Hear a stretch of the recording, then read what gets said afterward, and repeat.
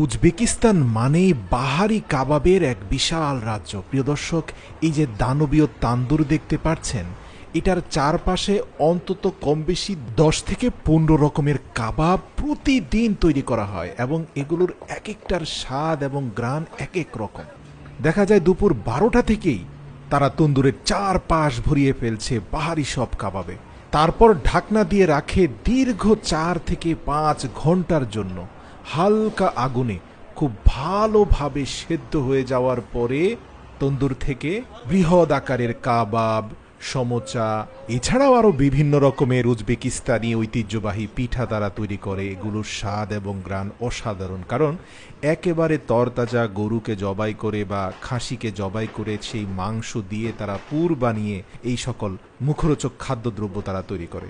তো এখানের কাবাবগুলো মূলত রুটিতে মুড়িয়ে তৈরি করা হয়। প্রিয় দর্শক, মাটির হাঁড়ির মধ্যে বিভিন্ন রকমের মাংসের টুকরো, মাংসের পুর এবং বিভিন্ন সিক্রেট মশলা দিয়ে তৈরি মাংস মাখা, সাথে মজাদার কিছু সবজি ঢুকিয়ে তার উপর আবার রুটি লেপটে দিয়ে এক ধরনের কাবাব সমুচা বানানো হয়। এছাড়াও আবার ওই একই রুটির ভেতরে বড় গরুর মাংসের স্টেক ঢুকিয়ে চারপাশ থেকে রুটিটাকে ভালোভাবে মুড়িয়ে নিয়ে আরেক ধরনের কাবাব সমুচা বানানো হয়।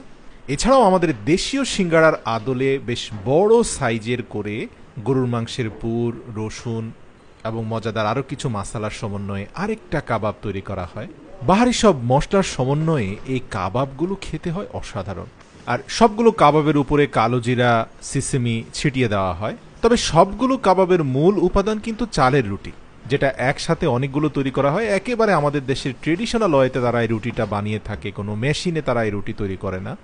আয়তকার একটা কাবাব দেখতে পেলাম, যেটার মধ্যখানে গরুর পুর, উপরে 2টে টমেটো লেপটে দিয়ে চারপাশে আরও বেশ কিছু মিট সসেজ দিয়ে খুব চমৎকারভাবে আয়তকার এই সমোচা কাবাব তৈরি করা হয়। এগুলোর এক একগুলোর সাইজ এক এক রকম। তবে মাটির হাঁড়িতে যে কাবাবটা তৈরি করে সেটা দেখতে খুবই দৃষ্টিনন্দন লাগে। আবার এখানে কিছু কাবাব আছে যার উপরে বিভিন্ন ধরনের মশলা ছেটানো হয়, কিছু কাবাবের উপরে কালো জিরা, কিছু কাবাবের উপরে সিসিমি ছিটিয়ে দেওয়া হয়, হোয়াইট অ্যান্ড ব্ল্যাক সব ধরনের। এরপরে দেখা যায় যে তন্দুরের চারপাশে তারা পানি ছিটিয়ে একের পর এক ধারাবাহিকভাবে কাবাবগুলো সাজিয়ে সাজিয়ে স্টিকিভাবে তন্দুরের মধ্যে লাগাতে থাকে। মজার ব্যাপার, নিচে বেশ কিছু শিক কাবাবও দেখা যায় যেগুলো রেখে দেওয়া হয়েছে। তো জোহরের নামাজ পড়ে এসেই আপনি দেখবেন যে তারা সবগুলো কাবাব লাগিয়ে ফেলেছে। তবে তাদের এই কাজটা খুব ঠান্ডা মাথায় করতে হয়। আপনি দেখবেন যে একটা মাটির হাঁড়ি সহ ল্যাপটানো রুটি, সেই পুরো কাবাবটা কিন্তু 90 ডিগ্রি অ্যাঙ্গেলে তান্দুরের মধ্যে লেগে থাকে, একবারের জন্য পড়ে যায় না। সোজা কথা, তাদের এই খাবার প্রস্তুতের মুন্সিয়ানার প্রশংসা করতেই হবে। মোটামুটি দুপুর 1:30 থেকে 2টার মধ্যে তাদের সবগুলো কাবাব সাজানো হয়ে গেলে এই বিশাল তান্দুরের উপরে একটা স্টেনলেস স্টিলের ঢাকনা তারা দিয়ে দেয় এবং সেই ঢাকনার ভেতরে অন্তত 3 থেকে 4 ঘন্টা পর্যন্ত মাঝারি আঁচের আগুনের মধ্যে এই বিশাল বিশাল জায়ান্ট সমোচা, সিঙ্গাড়ার মতো কাবাবগুলো সিদ্ধ হতে থাকে। আপনি দেখবেন বিকেল 5টা-6টার দিকে মানুষজন এই তন্দুরের চারপাশে ভিড় করে। মজার ব্যাপার, তন্দুরের চারপাশটা দেখেছেন সোনালী কালারের ছোট ছোট টাইলস দিয়ে বাঁধানো। মানুষ প্লেট নিয়ে সেখানে দাঁড়িয়ে থাকে। এর আগে কে কোন কাবাবটা কিনতে চায় সেটা পেমেন্ট করে টোকেন নিয়ে আসে। আর এখানে থাকা যে শেফরা আছে তারা টোকেন অনুযায়ী যার যেমন অর্ডার ছিল তাকে সেই পরিমাণ সমোচা কাবাব দিয়ে দেয়। সেখানে গেলে ভোজন রসিকরা এই খাদ্য উপভোগের উত্তাপ অনুভব করতে পারবেন।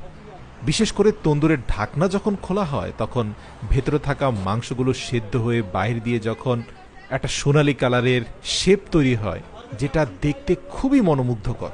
আর শেফ যখন অর্ডার অনুযায়ী প্রত্যেককে এই বড় বড় কাবাবগুলো বা সিঙ্গারা সমোসাগুলো প্লেটে দিয়ে দেয়, প্রত্যেকটা কাস্টমারের মুখে এক উৎসব এবং আমেজের হাসি থাকে, যেটা সত্যি দেখার মতো।